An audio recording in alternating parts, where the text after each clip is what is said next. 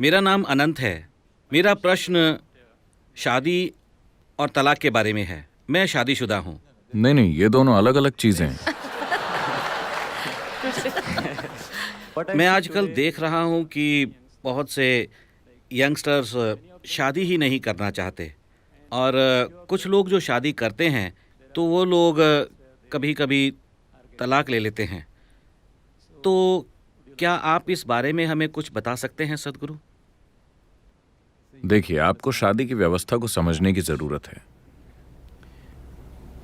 It's about bringing a certain sanctity to the simple basic needs that every human being has.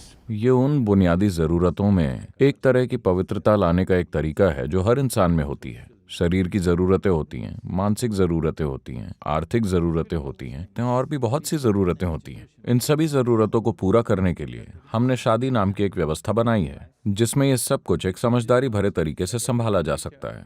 वरना अगर हम दूसरे जानवरों की तरह सड़कों पर ये सब करते तो हमारे लिए भद्दा बन जाता और हमें ऐसा करके बुरा महसूस होता। तो एक व्यवस्था लाने के लिए, थोड़ी सुंदरता लाने के लिए और थोड़ी स्थिरता, क्योंकि आदमी और औरत के साथ आने से कुदरती तौर पर नए जीवन का जन्म हुआ।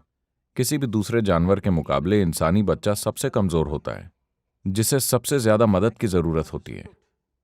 आप एक कुत्ते के पिल्ले को सड़क पर छोड़ सकते हैं। अगर उसे खाना मिलता रहा तो वो बड़ा होकर एक अच्छा कुत्ता बन जाता है, कोई दिक्कत नहीं है। लेकिन एक इंसान के साथ ऐसा नहीं है। उसे सिर्फ शारीरिक मदद की ही नहीं, अलग अलग तरह की मदद की जरूरत होती है, और सबसे बढ़कर एक संतुलित और स्थिर माहौल की।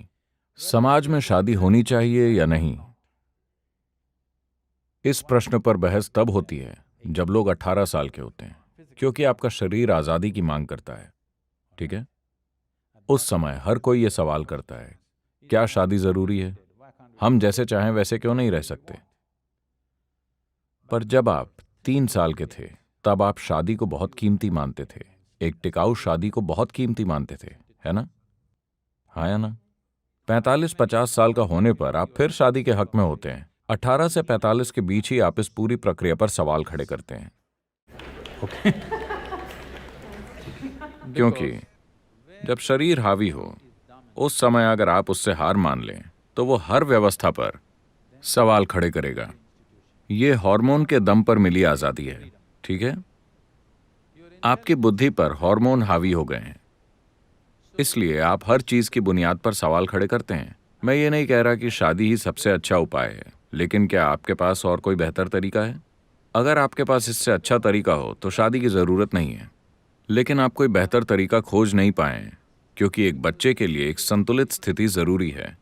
बच्चा पैदा हुआ मतलब आपके पास 20 साल का प्रोजेक्ट है। आपकी इच्छाएं और पसंद बदल जाएगी, आपके इमोशंस में बदलाव आएगा। अगर ये सब ऐसा ही है तो ऐसी सिचुएशंस में मत फंसिए। हर किसी के लिए शादी करना जरूरी नहीं है। आप कह रहे थे कि लोग सोच रहे हैं कि शादी करें या न करें। मुझे खुशी है, ये हर किसी के लिए जरूरी नहीं है। लेकिन अगर आप करते हैं, और खासकर अगर आप बच्चे पैदा करते हैं, तो आपको समझना होगा कि ये कम से कम 20 साल का प्रोजेक्ट है, चाहे आपको पसंद हो या ना हो। वरना आपको ऐसे प्रोजेक्ट से नहीं जुड़ना चाहिए। आप किसी प्रोजेक्ट से जुड़कर उसे आधे में छोड़कर नहीं जा सकते, है ना? ये आपकी मर्जी है, पर कम से कम सोच समझकर फैसला करें। इसलिए शादी मत करें कि हर कोई शादी कर रहा है। आपको शादी और तलाक के बारे में एक सांस में बात करने की जरूरत नहीं, जैसे कि वो एक साथ आते हों। ये पूरी तरह से अमेरिकन आइडिया है। आप शादी और तलाक के बारे में एक साथ सोच रहे हैं। कुछ समय पहले तक इस देश में तलाक के बारे में कोई नहीं सोचता था, है ना? तो अगर ऐसा होता है, अगर कुछ होता है, दो लोगों के बीच कुछ सच में गलत हो जाता है और अलग होना जरूरी हो जाता है, तो ऐसा हर हाल में होगा। आपको शादी करते समय इसकी प्लानिंग करने की जरूरत नहीं है। आपको शादी और तलाक के बारे में एक ही सांस में बात करने की क्या जरूरत है? ये एक अपराध है।